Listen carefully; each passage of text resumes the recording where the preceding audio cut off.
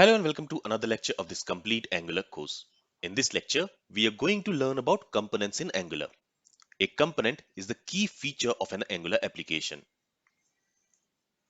So, Angular is a component-based JavaScript framework for building client-side applications.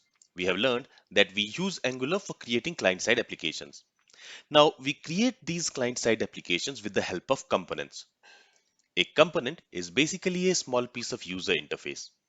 When building an Angular application, first we build a bunch of components independent of each other, and then we combine these components together to build a complex user interface.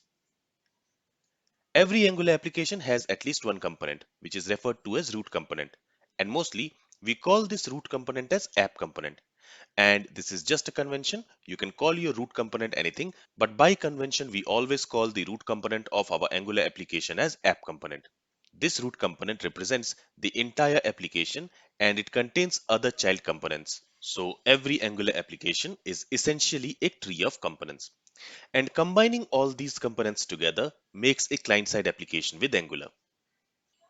Let's try to understand what is a component visually. So here let's say we have a simple web application, and in this web application we have a header, we have the main content area, we have a sidebar, and we have a footer. So while creating this application using Angular, we can split each of these UI paths into separate components and we can work on them independently. For example, we can split this header into a separate component and we can work on that component independently. In this header component, we have a navbar. So we can also split that navbar into a separate component, and once that component is ready, we can insert it in the header component. In the same way, if we want, each menu item here in this navbar, we can create them as a separate component and then we can insert them into the navbar component. Then we can also have a separate component for the sidebar, and in this sidebar we are using some sections. So we can have a separate component for each of these sections and then we can insert these section components into the sidebar component. Then we can have a separate component for this main content area, and in that main content area we can have separate components for these contents. And then we can also have a separate component for footer. And once we have all these components built, we can combine all these components together to create a user interface. So we can say that at the top we will have our app component. App component is the root component of our Angular application. And in this app component, we insert all our other components. For example, in this app component, we can insert a component for header, a component for navbar, a component for main content area, a component for footer, and a component for sidebar. Then this sidebar component can have its own child components like popular courses 1, popular courses 2, popular courses 3, etc. In the same way, the main content area can have its own child components, like it can have a cover image, it can have the main content, it can have the subscribe button. So we can insert as many components as we want inside another component. Now in this example, this app component is the root component and it is the parent of all the components. In this case, this app component is the parent for header component, navbar component, main component, footer component, and sidebar component. In the same way, this main component is the parent component for this cover component, content component, and this subscribe component. So here we have a parent-child relationship between the components. Alright, so I hope with these examples now you understand what is a component. Now let's go ahead and let's create a component. Now in order to create and use a component, we need to follow three steps. First, we need to create a TypeScript class and we need to export it. Second, we need to decorate that TypeScript class with add_component decorator. And finally, in order to use that class as a component, we need to declare it in the main module file. So let's go ahead and let's do that. Here in VS Code, let's first go to this source folder. In that source folder, we have this app folder, and this app folder is our main application folder. In this app folder, we have a component called app component, and this is going to be our root component. Okay. Now, whatever application code we will write it inside this app folder. So for example, let's say I want to create a component called header. Now we are going to insert that header component inside our root component, which in this case is app component. And since we are going to insert it in our app component, the convention is the child component should always go inside the parent component folder. In this case, the parent component folder is this app component folder. And we are going to insert the header component inside the app component. So the header component is going to be the child component of app component. So we are going to create a new folder inside this app folder. And here we are going to name this folder with the name of the component. So I'm going to create a header component. So here I will call this folder as header. Now inside this header folder, we are going to create our header component. And keep in mind that a component is nothing but a TypeScript class. So inside this header folder, we are going to create a TypeScript file. Let me go ahead and let me create that file. And this file is going to contain the header component class. So here, the convention to name your component is, first you need to specify the name. Here we want to call our component as header. Then you need to use dot and you need to call it component. And since it is going to be a TypeScript file, we need to specify the extension as .ts. Okay, so first the component name, dot component, and then the extension. So this file is going to contain our component class. Okay, so file has been created. Now inside this file, in order to create a component, first we need to create and export a class. In order to create a class in TypeScript, we use class keyword and then we specify the name for the class. And the convention here is the name for the class should be the name of the component. In this case, we want to call the component as header and it should be prefixed with component. Okay, so this is how we create a TypeScript class. Now we also want to use this TypeScript class in other files. So we also need to export it from here so that we can import it in other files.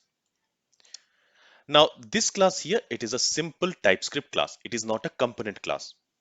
In order to make this class a component class, we need to decorate it with @component decorator.